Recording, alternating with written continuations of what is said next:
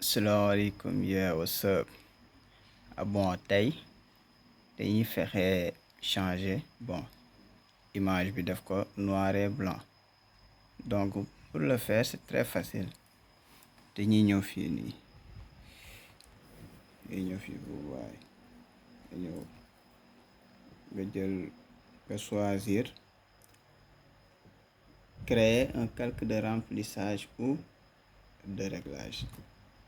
Maintenant on a deux possibilités. Ñu essayer benn première bi d'abord. Donc c'est directement noir et blanc bi moo gën a yomb.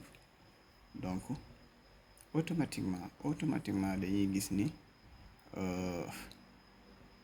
ni photo bi nekk na noir et blanc. Maintenant ñu xool deuxième méthode bi.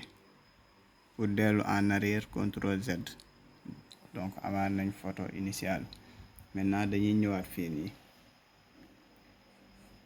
bu ñëwaatee calque de remplissage ou de réglage ñu bësaat. Maintenant ñu dem teinte et saturation. Teinte et saturation. Maintenant ñu dem teinte et saturation.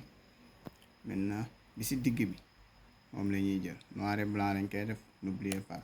Donc bi ci digg bi la ñuy jël ñu cliquer dem ak moom ba mu jeex tàkk. Vous voyez maintenant bu ñu neexee xaw ko rendre mu gën a xaw a sombre tuuti. Donc fii lay ñëw mu gën a xaw a sombre tuuti. Gis nga man nañ suñu photo noir et blanc. Donc à bientôt, inchallah.